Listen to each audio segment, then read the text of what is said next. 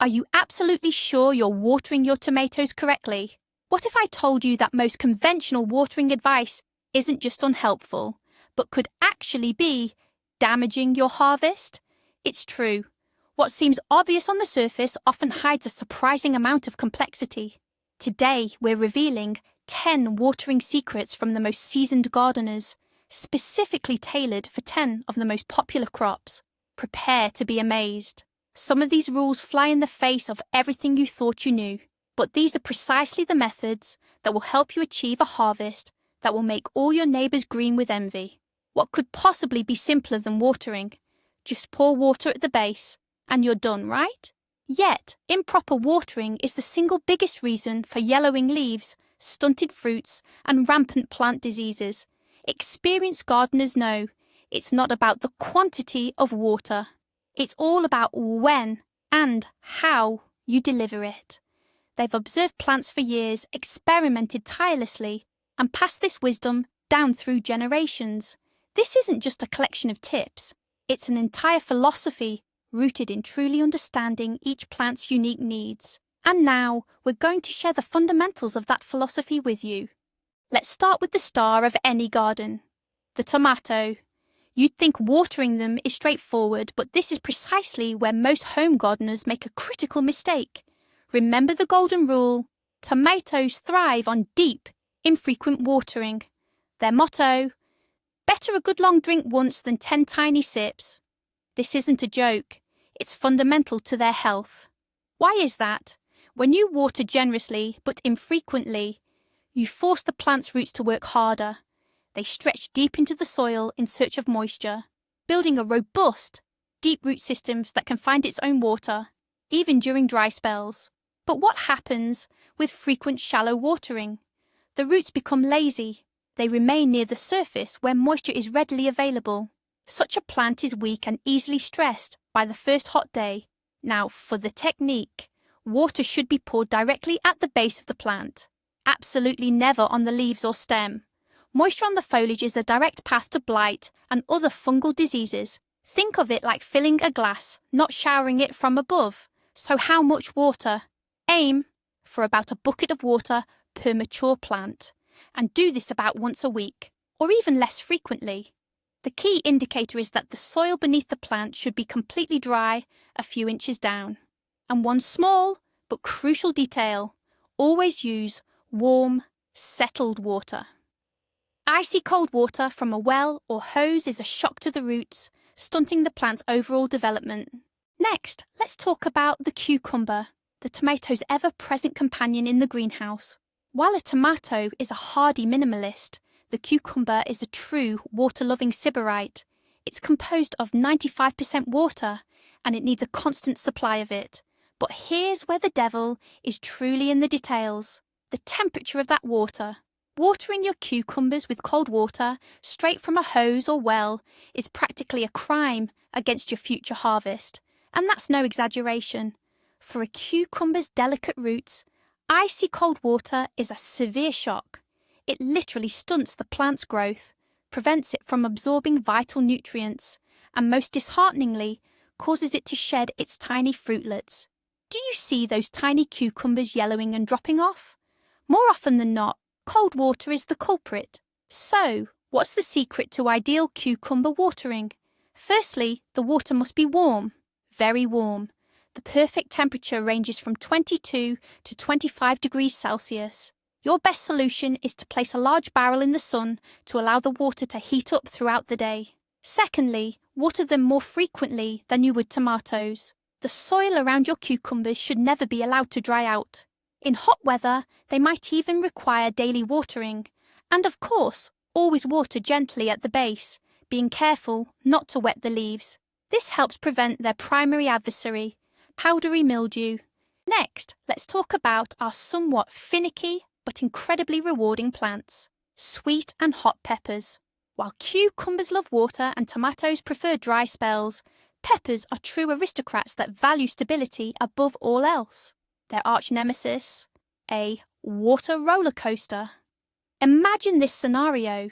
You forget to water your peppers, the soil dries out to a rock-hard state, and the leaves droop. you suddenly remember and drench them thoroughly. For peppers, this isn't a rescue. It's immense stress. And how do they react to such stress? They do the most heartbreaking thing imaginable. They drop their flowers, sometimes even the tiny, already formed fruit. This is their defense mechanism. The plant is essentially telling you, under such unpredictable conditions, I cannot raise offspring. And just like that, goodbye harvest. Therefore, the main secret to watering peppers is consistency. The soil around them should always be moderately moist, not soaking wet like a bog, nor bone dry like tinder, but pleasantly damp. How do you achieve this? Water little by little, but regularly. For example, every 2 to 3 days, depending on the weather. Always check the soil with your finger. If it's dry about an inch deep, it's time. And, of course, use only warm water and pour it directly at the base of the plant. For peppers, it's not the volume that matters, but the rhythm. Remember, they love calm and predictability. Now let's talk about the humble potato, often referred to as our second bread. It might seem like the most straightforward crop to grow. Just pop it in the ground, hill it up, and wait for the harvest. But even with potatoes, proper watering can work wonders. Or, conversely, spoil everything. The biggest mistake many growers make is continuing to water right up until harvest time. The reasoning seems logical. More water, bigger potatoes. But in fact, it's a huge disservice to your crop. Here's a crucial tip from seasoned potato farmers. Completely stop watering your potato plants 2 to 3 weeks before you plan to harvest them. Why is this so critical? Firstly, it directly impacts the taste. Potatoes left in overly wet soil until the very end will be watery and lack flavour.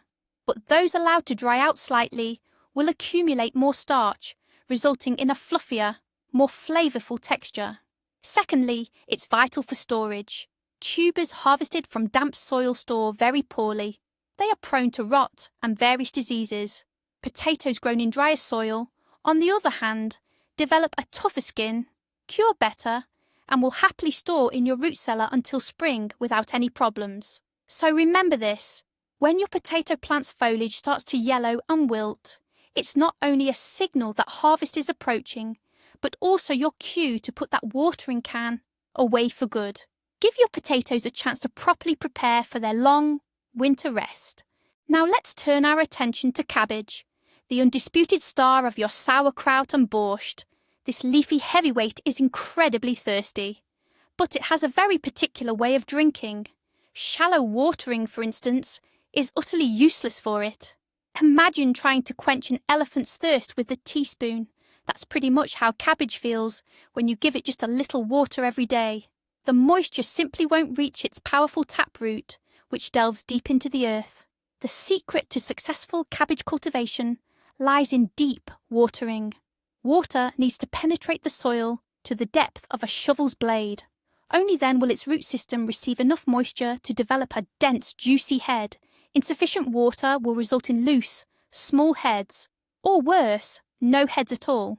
So how do you achieve this? Water your cabbage less often than you would cucumbers, but much more generously.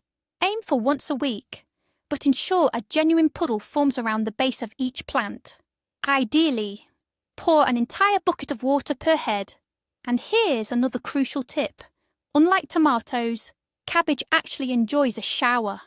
Watering its leaves in the evening using an overhead sprinkler or hose helps it cope better with heat and washes away pests like cabbage aphids. But it's essential to do this in the evening to prevent water droplets from acting like tiny lenses and scorching its delicate leaves in the sun. So don't be afraid to give its hairstyle a good soak, but always do it wisely. Let's talk about a beloved treat for both kids and adults, sweet carrots. Who hasn't dreamed of pulling a perfectly straight, smooth and juicy carrot from the garden? And yet, its ideal shape and delicious flavour directly depend on proper watering. The main enemy of beautiful carrots is frequent, shallow watering. When you only moisten the top layer of soil, you're actually doing the root a great disservice. So, what happens underground? The main taproot doesn't sense moisture deep down and stops reaching for it. Instead, it starts growing a multitude of tiny side roots in the upper layer, just trying to grab any available drops. The result? Those hairy, ugly, and gnarly carrots. The secret to perfectly straight carrots is deep and infrequent watering. Just like with tomatoes, you need to soak the soil to a significant depth, encouraging the root to stretch downwards in search of moisture. Do this about once every 7 to 10 days, but make sure it's a very generous watering. And here's another important tip. Inconsistent watering, where a dry spell is followed by a sudden flood, leads to cracked carrots. The thirsty root eagerly absorbs water, but its tissues can't handle the sudden pressure, causing them to burst. So, maintain a consistent but infrequent watering schedule. Want sweet, straight carrots? Make them work a little and search for water deep down. Meet the zucchini, cucumber's cousin, and the king of summer salads and stews. This guy grows quickly, produces abundantly, and seems incredibly low maintenance. However, it has one major weakness: powdery mildew. It's a white, powdery coating on the leaves that can wipe out the entire plant in a matter of days. The main culprit behind this disease is moisture on the leaves. Zucchini, unlike cabbage, absolutely detests overhead watering. Every drop of water on its giant, wide leaves, especially in cool weather, is a potential hotbed for infection. That's why the main secret to watering zucchini and their relatives, like pattypan squash and pumpkins, is extreme caution. Water them strictly at the base, directly into the root zone. It's best to create a small depression around the stem when planting them, a sort of personal watering basin, and pour all the water directly into it. This way, you'll hydrate the plant while keeping the leaves dry and healthy.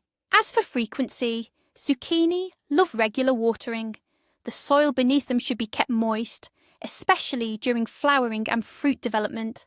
If they don't get enough water, the fruits might turn bitter or develop blossom end rot. So remember, give your zucchini a drink directly at its roots, not an overhead shower, and then your harvest will be clean, healthy, and incredibly bountiful. And now for everyone's favourite summer fruit, the strawberry, or as it's more accurately called, the garden strawberry. It also has a crucial peculiarity, and not knowing this secret can ruin a significant portion of your harvest. Be honest, when do you water your strawberries? Most home gardeners do it right before picking the berries. The logic seems ironclad. Let the berries soak up water. They'll be larger and juicier. But this is one of the biggest mistakes you can make. Experienced gardeners know you should water strawberries strictly after the harvest. Why such a firm rule? There are two compelling reasons. First, flavour. Berries watered just before picking become watery. Their wonderful aroma and sweetness are diluted, turning them into something bland and indistinct. You don't get a delightful dessert, but rather a simple, wet, red mass. But the second reason is even more critical. Grey mould. Wet berries lying on damp soil or mulch are the ideal incubator for this fungus. Literally overnight, you can lose your most beautiful and largest fruits as they become covered in a fuzzy grey coating. So, the rule is unbreakable. First, harvest every single berry, and only then give your strawberry patch a thorough watering. This way, you'll preserve their flavour, protect the berries from disease, and empower the plants to produce the next wave of fruit. Now let's talk about a garden pairing that's practically inseparable: onions and garlic. We'll start with garlic. This pungent powerhouse demands a specific approach, one that evolves throughout its life cycle. Initially, when garlic is actively developing its green foliage, it craves moisture. This is the crucial growth period when the above-ground portion forms, which will later nourish the bulb. During this time, typically until mid-June, it's essential to water regularly, ensuring the soil remains consistently moist. However, a critical turning point arrives. Once the bulb itself begins to form underground, your watering strategy must drastically change. At this stage, excess moisture becomes garlic's worst enemy. Why? Continuing to water heavily can lead to the bulb rotting directly in the ground. Alternatively, and equally undesirable, it might burst, meaning the outer wrappers will split, causing the individual cloves to separate. Garlic in this condition will not store well at all. The ultimate secret to successful garlic watering is knowing when to stop. Approximately 3 to 4 weeks before your anticipated harvest, typically when you notice the lower leaves starting to yellow, you must cease watering entirely. This period of dry soil allows the bulb to cure or harden off, forming those essential tight, papery outer wrappers that are crucial for long-term storage. So, much like with potatoes, allow your garlic to experience a little drought stress before the grand finale. And finally, topping our list is its close relative, the onion. Like garlic, it's highly sensitive to watering at different growth stages, but it gives us even clearer signals. In early summer, when onions are actively growing their green foliage, they need regular and sufficient watering. All the nutrients from this foliage will eventually transfer to the bulb. If the foliage lacks moisture, it will be weak, resulting in a small, underdeveloped bulb. However, once the onion bulb begins to form and gain mass, typically in July, the rules change. Excessive moisture during this period is not only unnecessary but also harmful.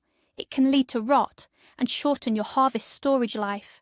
How do you know when it's time to put away the watering can? You don't need to consult a calendar for this. The plant itself will give you a clear signal. Pay close attention to the foliage. As soon as it starts to widely yellow and fall over, collapsing onto the bed, that's a 100% sign to stop watering. That's it. You're on the home stretch. It's as if the plant is saying, "My above-ground work is done. All my energy is now going into the bulb, and any extra water will only hinder me." By stopping watering at this point, you'll help the onion bulb form a dense, dry neck and strong outer skins. And this is the main guarantee that your onions will store successfully until next spring. But here's a key secret, one that unites almost all gardening cultures and that seasoned growers have instinctively grasped. It sounds paradoxical. The best way to make your plants truly strong is to, sometimes, not water them. No, this isn't an excuse for laziness or neglect. It's a strategic approach. Think about it. When you water frequently and shallowly, the moisture only stays in the top layer of the soil. The plant's roots become lazy. Why would they bother growing deep if water is always readily available on the surface? These weak roots are ill-prepared, and a single dry summer can ruin your entire crop. Now, picture a different scenario. You allow the topsoil to dry out slightly. What does the plant do? It senses thirst and instinctively sends its roots deeper in search of moisture. Its roots delve deep, seeking out those moister soil layers. Day by day, they grow longer, stronger, and more extensive. You are literally training your plant. Like an athlete, you're building a robust root system that can independently source water and nutrients, even in challenging conditions. This is the most crucial shift in mindset. You're not just providing water, you're laying the foundation for a truly abundant future harvest. So proper watering isn't just a routine chore, it's a genuine art form and a dialogue with your plants. Learn to listen to them, and they will reward you in ways you never imagined. Thank you for watching this video to the very end. If you learned something new and useful for your garden, please give this video a thumbs up and subscribe to the channel so you don't miss out on more gardening tips and tricks. And now, a question for all of you, our viewers. What's your personal watering secret that always works for you? Share your experience in the comments below. Let's build the most valuable collection of gardening wisdom together.